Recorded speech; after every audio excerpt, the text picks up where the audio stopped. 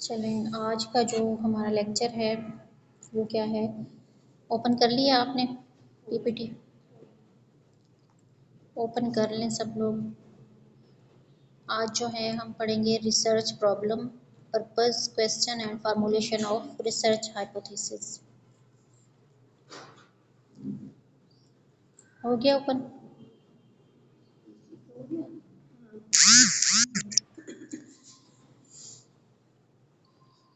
तो सबसे पहले जो हमारा इंट्रोडक्शन है, इंट्रोडक्शन वाले स्लाइड पे आ जाएं। जो हम रिसर्च स्टडी स्टार्ट करते हैं तो आप खुद सोचें कि एक रिसर्च जब हम स्टार्ट करें तो कहाँ से होता है। सबसे पहले तो हमारा कोई प्रॉब्लम हो ना, जिसको हमने सॉल्व करना होता है। एक क्वेश्चन ढूंढते हैं हम, एक क्वेश्चन हमारे माइंड में होता है कि ये प्रॉब्लम है, ये क्वेश्चन है, प्रॉब्लम स्टेटमेंट हमारी ये है। तो इस पे हमने जाके रिसर्च करनी है इसको सॉल्व करने के लिए। तो वो हमारा फिर प्रॉब्लम स्टेटमेंट बन जाती है और प्रॉब्लम क्वेश्चन बन जाता है। A research study begins as problem that a researcher would like to solve or as question that researcher would like to answer. Problem formulation is the most important step in a research process. It provides direction for the rest of the study. अब सबसे पहले तो हम एक problem statement बनाएंगे तो वो आगे जाके हमें डायरेक्शन प्रोवाइड करेगा ना कि ये प्रॉब्लम है, अब हमने इसको सॉल्व कैसे करना है। आया कि हमने रिसर्च अप्रोच कौन सी यूज़ करनी है, क्वांटिटेटिव स्टडी करनी है, क्वालिटेटिव करनी है, कौन सा डिज़ाइन यूज़ करना है। तो सबसे पहले इम्पोर्टेंट जो चीज़ है वो आपके पास प्रॉब्लम है, प्रॉब्लम स्टेटमेंट है। नेक्स्ट है identifying the problem in the initial and one of the most significant step in the research. Problem identification जो है वो सबसे पहला स्टेप और सबसे इनिशियल जो इम्पोर्टेंट स्टेप है वो है रिसर्च में। The research purpose evolves from the problem and provides direction for the subsequent step of research process. जो रिसर्च प्रोसेस है ये जो है उसका सबसे इम्पॉर्टेंट स्टेप है। अब रिसर्च प्रॉब्लम को हम डिफाइन कैसे कर सकते हैं। A research problem is a situation in need of a solution, improvement or alteration or a discrepancy between way things and the way they must to be do. मतलब ये कि जो रिसर्च प्रॉब्लम है ये एक इस तरह की सिचुएशन है या हमारी नीड है जिसको हमने सॉल्व करना है, या फिर दो इस तरह की वो हैं प्रोसीजर्स हैं या रास्ते हैं जिनमें हमने डिफरेंस करके एक को सिलेक्ट करके उसको सॉल्व करना है। एग्जांपल इसकी हम देखते हैं क्या दिया उन्होंने। देखिए अब ये एक टॉपिक उन्होंने एग्जांपल दी है, Impact of unit managers' leadership behavior on staff nurses' empowerment and commitment in Allama Iqbal Teaching Hospital। अब ये देखें ये एक स्टेटमेंट बन गई है, ठीक है। अब ये प्रॉब्लम है ना, एक टॉपिक है उसमें से आप ये देखें ये प्रॉब्लम है कि जो नर्सिंग मैनेजमेंट है या लीडरशिप है या लीडर्स हैं उनके बिहेवियर का क्या असर हो रहा है नर्सिंग स्टाफ पे। इसको हम आगे मज़ीद सर्च करेंगे, फिर देखेंगे कि क्या इम्पेक्ट आए हैं, क्या रीज़न है, तो ये सारी चीज़ें इसमें आएंगी। अब मेरे ख्याल में दरवाज़ा बंद कर दें, शोर आ रहा है जनरेटर का।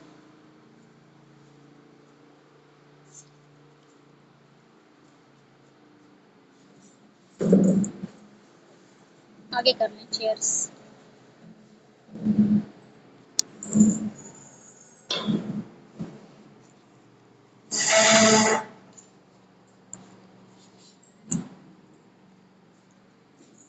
बैठ जाएं, इधर बैठना है तो इधर बैठ जाओ हवा में। अच्छा, अब आगे उन्होंने कहा हुआ है कि रिसर्च पर्पस।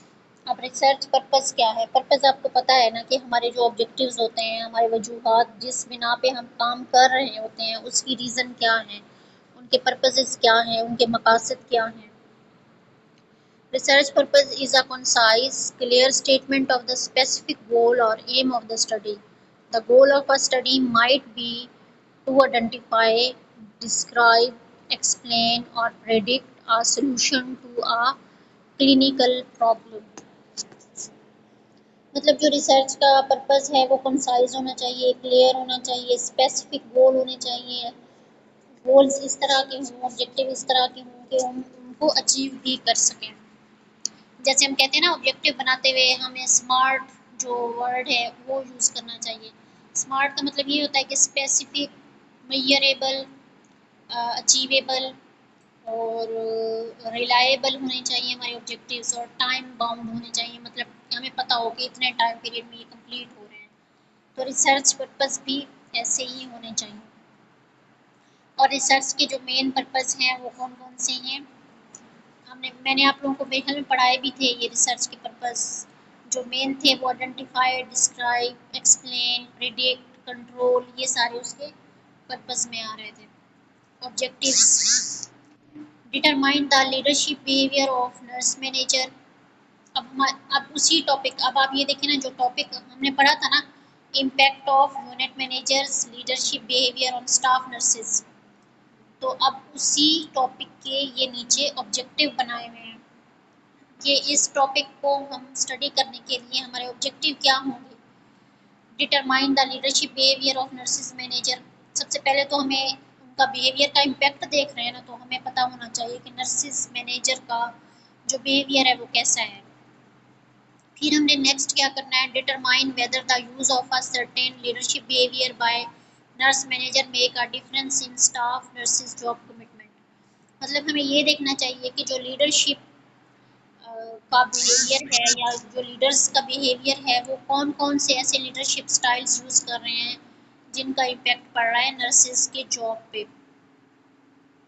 आगे है determine whether the use of a certain leadership behaviour by nurse manager make a difference is nurse empowerment. और पहले कमिटमेंट की उन्होंने, जॉब जॉब कमिटमेंट की बात की, अब एम्पावरमेंट मतलब कि उनको स्ट्रेंथन करने पे कितना इफेक्ट पड़ रहा है उनके बिहेवियर का। ज़ाहिर है उनका बिहेवियर अगर मोटिवेटेड होगा, ट्रांसफॉर्मेशनल लीडरशिप वो यूज़ करेंगे, तो नर्सेज भी एम्पावर होंगी, उनमें भी ताकत आएगी, स्ट्रेंथ आएगी, वो एम्पावर होंगे ताकि वो अपने डिसीजन मेक खुद कर सकें। लीडर अच्छा बिहेवियर अपनाएगा तो जाके नीचे वाले सबऑर्डिनेट्स जो हैं वो इम्प्रूव करेंगे अपने काम की प्रोडक्शन को भी और अपनी एम्पावरमेंट को भी। Determine the leadership relationship between staff nurses empowerment and organisational commitment. फिर उन्होंने कहा कि हमारा एक ऑब्जेक्टिव इस टॉपिक में ये भी हो सकता है कि जो नर्सेज की एम्पावरमेंट है उसका और ऑर्गेनाइजेशनल कमिटमेंट का आपस में क्या रिलेशनशिप है। ठीक है, ये उन्होंने जस्ट एग्जांपल दी है ऊपर वाले टॉपिक के लिहाज से। फॉर एग्जांपल आप कोई टॉपिक सिलेक्ट करते हो तो इस तरह से आपने अपने टॉपिक में से ही ऑब्जेक्टिव निकालने हैं जो कि आप आगे जाके आप इन्वेस्टिगेट करते हो। अब इसने जो ऑब्जेक्टिव्स बनाए हैं ना, ये सारी ऑब्जेक्टिव्स इस रिसर्च स्टडी में आगे जाके उनको वो प्रूव करेगा, मीट करेगा इनको। प्रॉब्लम स्टेटमेंट अब क्या है, problem statement specifies what is being studied. Problem statement नाम से ही जाहिर है कि जो एक स्टेटमेंट या एक सेंटेंस फॉर्म में जो हम लिखते हैं कि क्या स्टडी कर रहे हैं हम, उसको हम प्रॉब्लम स्टेटमेंट कहेंगे।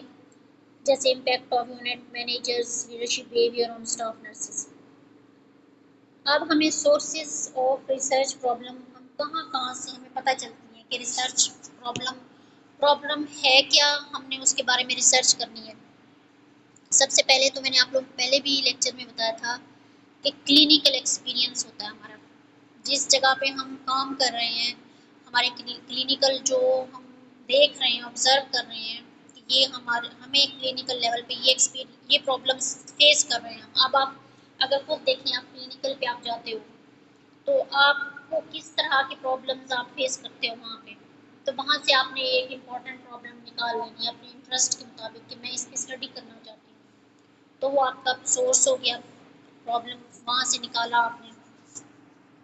अब जैसे कि उसने कहा the nurses daily experience provider in supply of problem for investigation from clinical observation of patient his family charts. मतलब पेशेंट के बारे में अगर आप स्टडी करना चाह रहे हो उसका चार्ट भी आप उठा सकते हो, फैमिली मेम्बर्स को भी देख सकते हो, ये सारी बातें जो है ना आप उनसे प्रॉब्लम्स को एक्सट्रैक्ट कर सकते हो। नेक्स्ट है नर्सिंग लिटरेचर। अब आ गई इम्पोर्टेंट बात, अब भी लिटरेचर क्या है। लिटरेचर वही चीज़ें हैं जो हम पढ़ते हैं, फॉर एग्जांपल आपकी बुक्स हो गई, आप इंटरनेट से कोई कुछ सर्च करते हो जो प्रीवियस रिसर्चेज हुई हुई हैं, प्रीवियस नॉलेज है, जो नेट पे पड़े हुए आर्टिकल्स हैं, पब्लिश्ड रिसर्चेस हैं, वो आपका लिटरेचर रिव्यू हो जाएगा।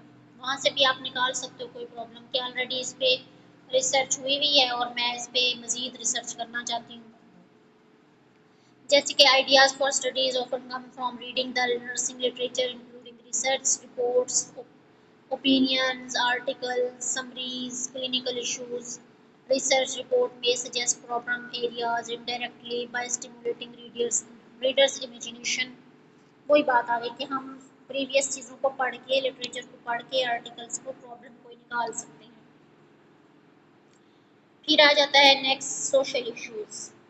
अब सोशल इश्यूज क्या हैं? अब अगर हम देखें, बुशरा को नींद आ रही है, बुशरा नींद आ रही है। अच्छा, सोशल इश्यूज। अब सोशल इशू क्या है? अब हम अगर देखें ना, जैसे हम घरों में रहते हैं, हमारी फैमिली है, या फिर हम पेशेंट के लिहाज से देखें कि पेशेंट के जो रिलेटिव्स के साथ हम हमारा जो लिंक होता है, तो वहाँ से हम जो प्रॉब्लम्स निकालते हैं वो सोशल इश्यूज होते हैं।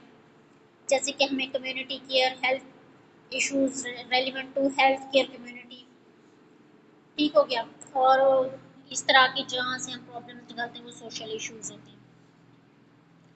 थ्योरी भी हो सकती है, जैसे कि कोई थ्योरी है, ओरम की सेल्फ केयर थ्योरी है, सेल्फ केयर डेफिनेटिव थ्योरी है, अगर हम वहाँ से कुछ निकाल लें प्रॉब्लम कि हम इस पे इन्वेस्टिगेट करना चाहते हैं तो थ्योरी हो जाएगा। Ideas from external sources. अब एक्सटर्नल सोर्सेज कौन से होते हैं? जैसे कि फैकल्टी मेंबर ने स्टूडेंट्स को कोई लिस्ट दे दी कि आप इसमें से टॉपिक चूज़ कर लो या कोई प्रॉब्लम चूज़ कर लो, ये एक्सटर्नल सोर्सेज होते हैं। जैसे मैं आपको कहूँ कि आप एक टॉपिक सेलेक्ट करें, मैं आपको एक लिस्ट दे दूँ टॉपिक्स की या प्रॉब्लम्स की, तो वहाँ से भी आप सेलेक्ट कर सकते हो। फिर है रेप्लिकेशन ऑफ स्टडीज़। ये लिटरेचर रिव्यू में ही आएगा कि डिफरेंट बार बार जो स्टडीज़ हुई हैं, रिसर्च स्टडीज़ हुई हैं, उनको हम पढ़ के वहाँ से कोई पॉइंट फाइंड आउट कर लें।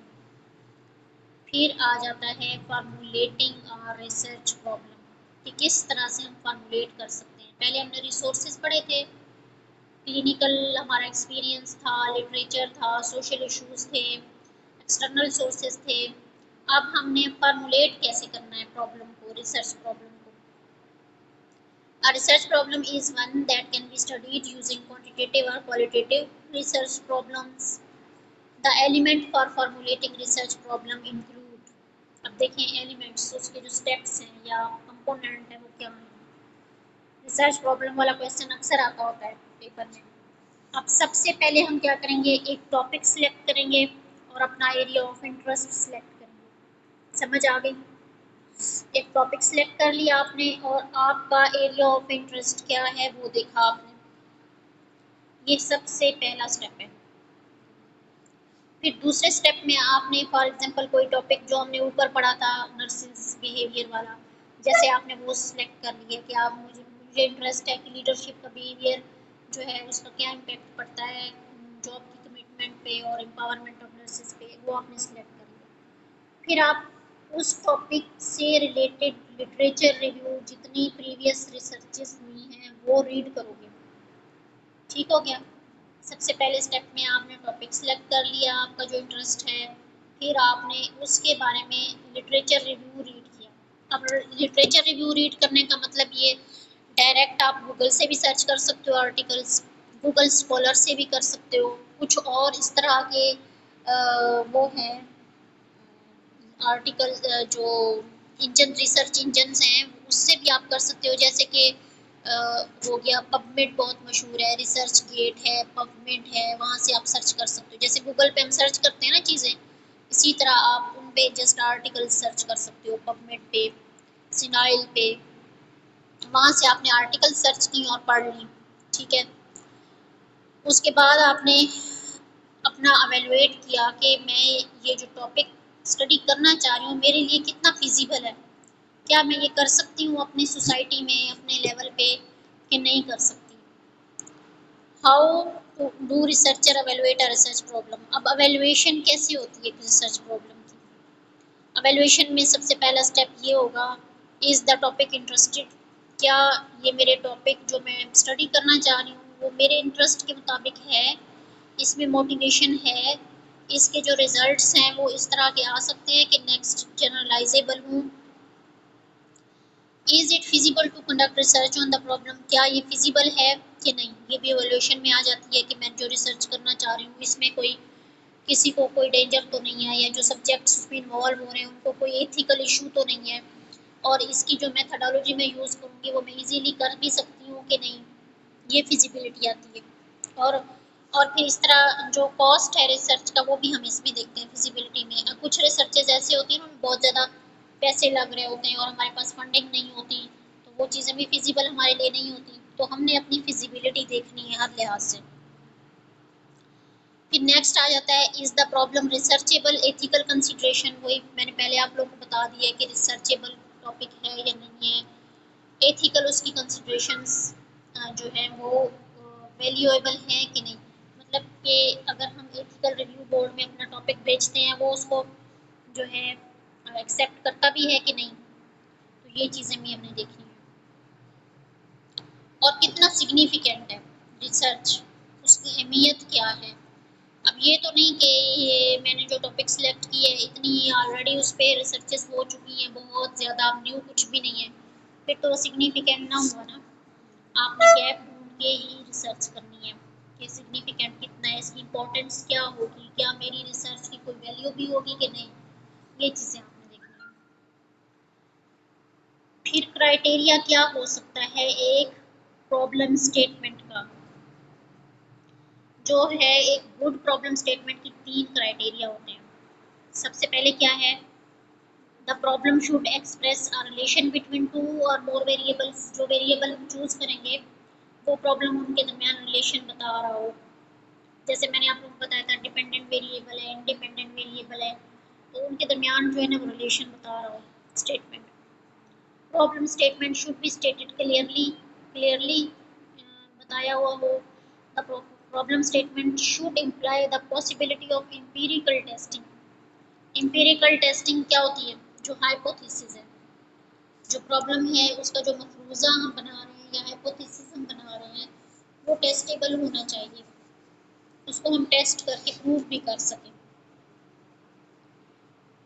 फिर रिसर्च क्वेश्चंस, रिसर्च क्वेश्चन क्या है, वो स्टेटमेंट्स होती हैं। फॉर एग्जांपल हमने ऊपर एक टॉपिक पढ़ा था कि नर्सिस लीडरशिप का जो बिहेवियर है लीडर्स का उसका क्या इम्पैक्ट है, तो फिर अगर हम इस तरह बनाते हैं ना कि what is the impact of leaders behaviour on nurses empowerment, तो ये एक किस्म का क्वेश्चन हो गया।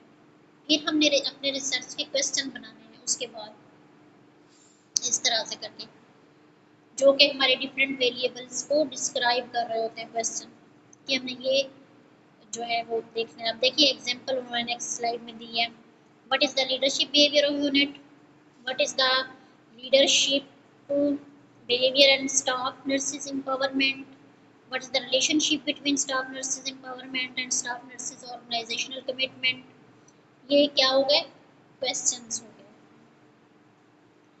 नेक्स्ट है टाइप ऑफ वेरिएबल्स, वेरिएबल्स कितनी टाइप की होती हैं, 2 टाइप की होती है मेन, इकरा समझ आ रही है, मेन 2 टाइप की होती है, इंडिपेंडेंट वेरिएबल और डिपेंडेंट वेरिएबल।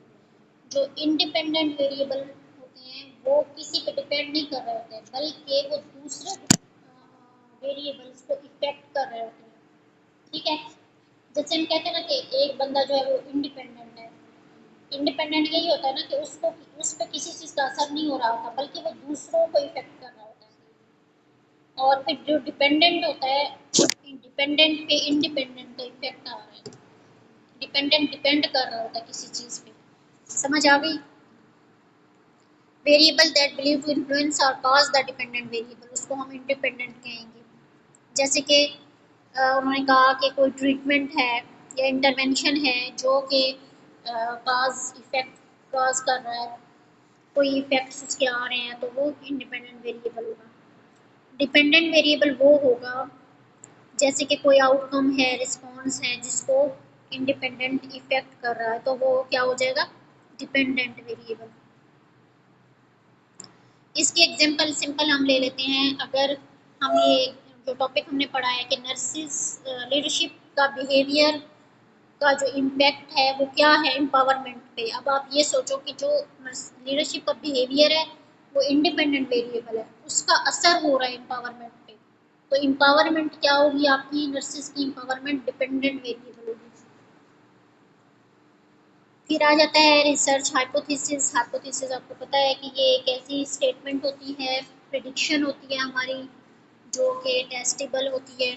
वो भी हमने अपना स्टडी स्टार्ट करने से पहले बनानी होती है कि हाइपोथेसिस हमारा है क्या, जो हमारे क्वेश्चंस को आंसर करता है हाइपोथेसिस।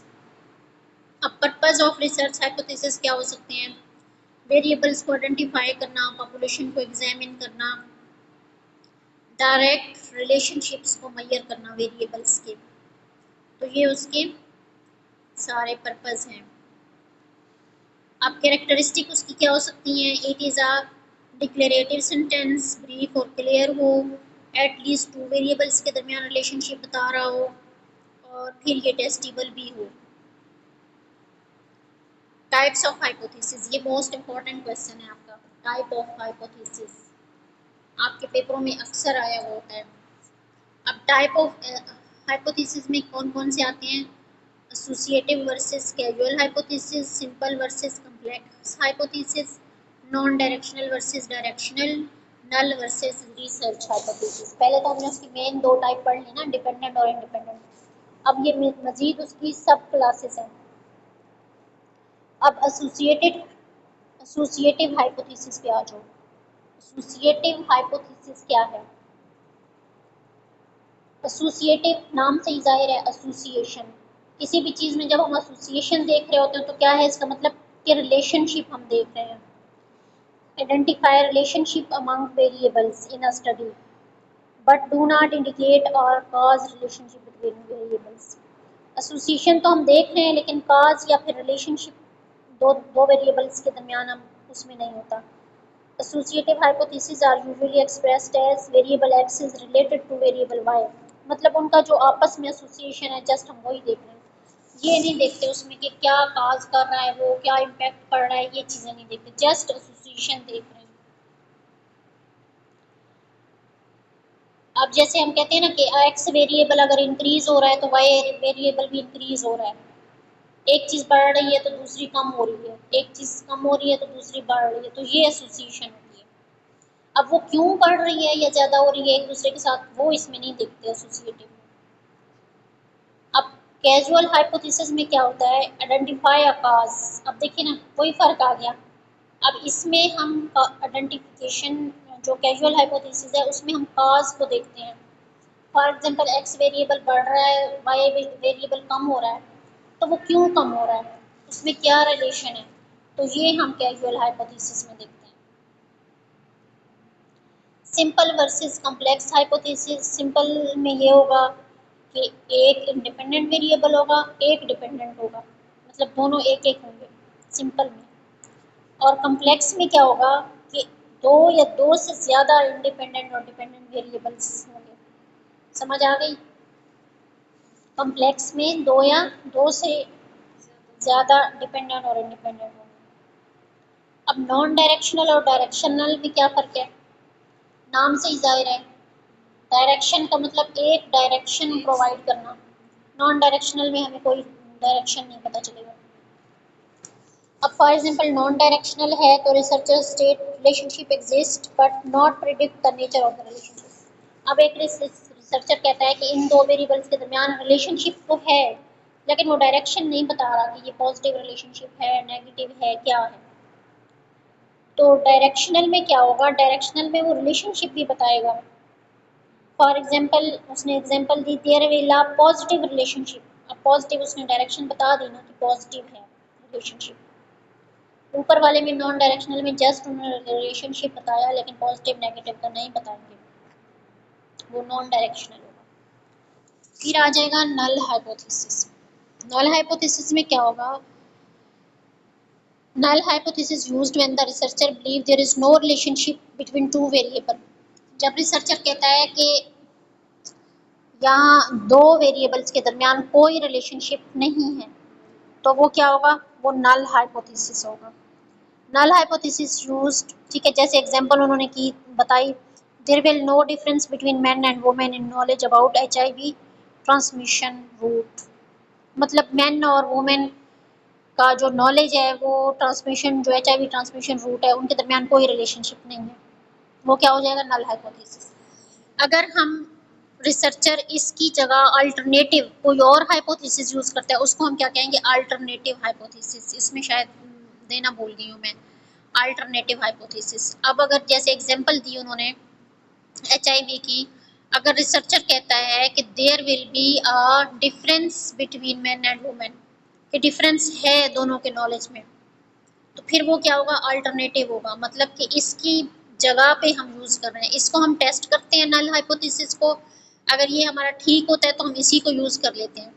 अगर ये ठीक नहीं आता, मतलब हमारे रिसर्च में ये आता है कि रिलेशनशिप है नॉलेज और मैन और वुमेन के दरमियान, तो फिर हम जो हाइपोथेसिस यूज कर रहे हैं वो हमारा क्या होगा, अल्टरनेटिव हाइपोथेसिस। ये है आज का लेक्चर आपका, और मोस्ट इम्पॉर्टेंट आपका ये लेक्चर है आज का।